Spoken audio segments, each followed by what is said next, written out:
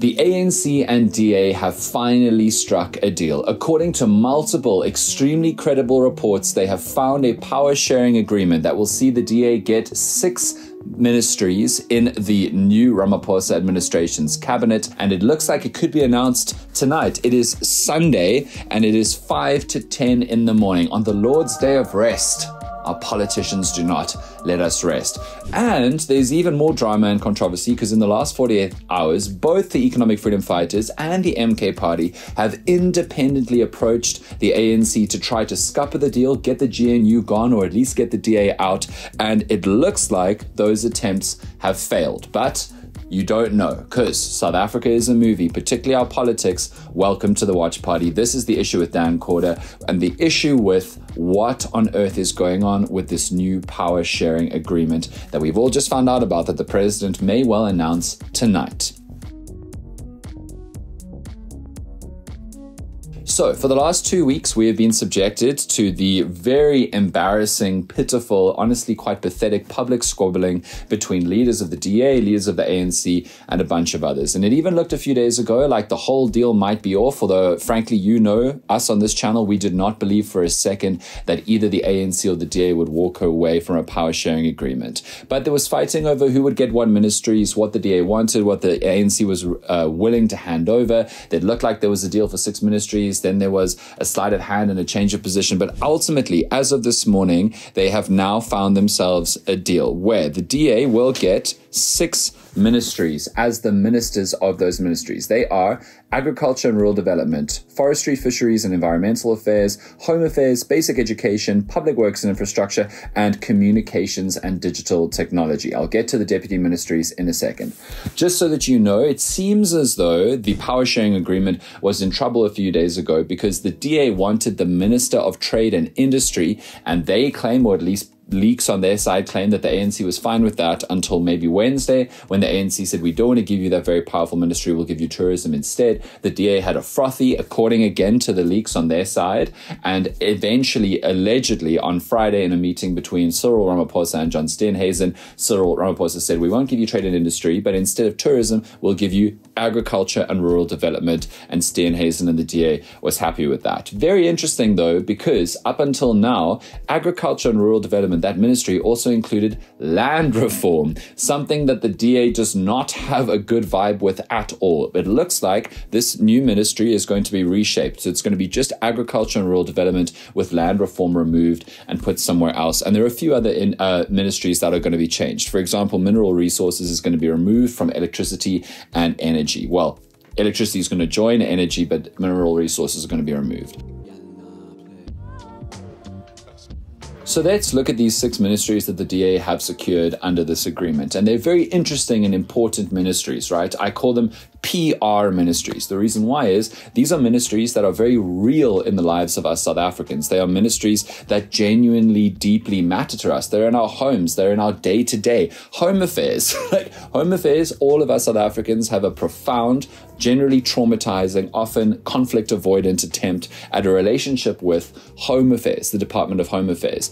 And so it's a real PR ministry because if the DA can fix Home Affairs or turn it around, all South Africans are going to feel that and are going to associate that turnaround of the Home Affairs Department with the Democratic Alliance. Basic education is another one. We know the education crisis that our country is seemingly perpetually going through. We know how many kids don't get through school. We know how many kids fail in matric. We know how many kids come out of matric without enough to actually get a job or higher education. Department of Basic Education's work is in everybody's lives. It matters deeply to every single family, every single parent and child, right?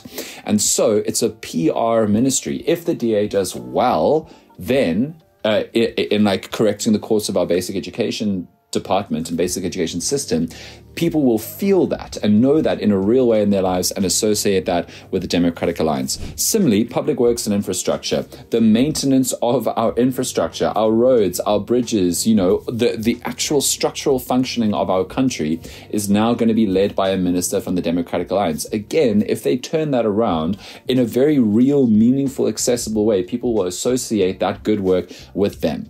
But if they don't turn any of these ministries around, if they make home affairs worse or they can't change it for the better, if they make basic education worse or can't change it for the better, if they make public works or infrastructure worse or can't change it for the better, again, that'll be deeply, profoundly associated with them. It will tamper with the alleged notion of the DA being good at governance, good at their jobs, right? They will have to turn these around. It's high stakes for them, because if they don't, or if they get worse, people will then associate the DA with failing home affairs like they do with the ANC, failing basic education like they do with the ANC, failing public works and infrastructure like they do with the ANC. So that is a profound thing about the ministries that the DA has secured for themselves. They could go very well for them if they do them well, could go very badly for them if they do them badly. But it's, I would hesitantly, cautiously say, a big win for the Democratic Alliance to get these departments because they're so meaningful and real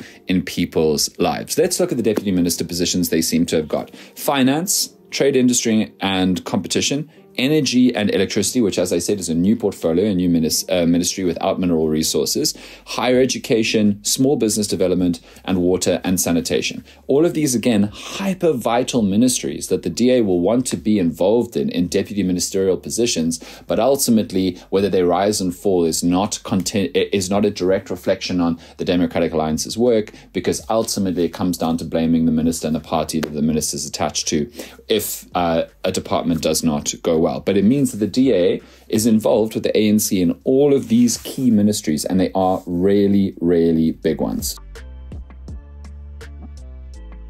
Let me quickly tell you what the EFF and MK have been up to in the last few days. Both parties have sent negotiations teams to the ANC to try and strike deals with them. We know this because spokespeople and party insiders from both sides have been speaking to the media in the last 2 days or so about the engagements.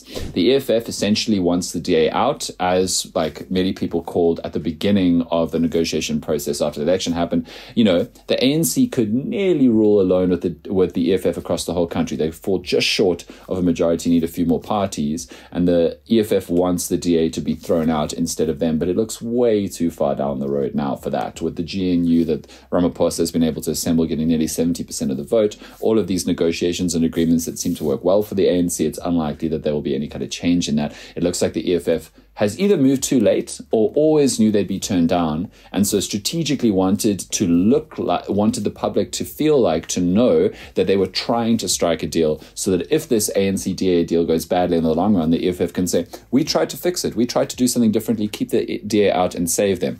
And then the MK party has been trying to negotiate with the ANC in the last few days, according to their spokespeople, which is the height of irony, considering they said the elections were rigged and should be done again, considering they said they would never work with Cyril Ramaphosa. He had to leave, had to be kicked out before they would work with the ANC. They're now trying to say, which is true, that if they and the ANC got together, then they could run with a simple majority, which is true. But again, way too far down the line, and seems very, very unlikely to come to fruition, because the ANC has already created a bunch of beneficial ruling engagements for them across the country, including in KZN, where the ANC are already ruling with the IFP, DA, and NFP. So it looks like that's also way too little, too late.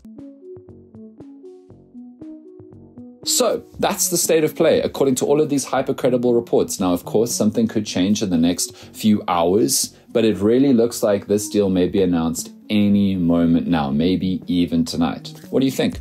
Let us know.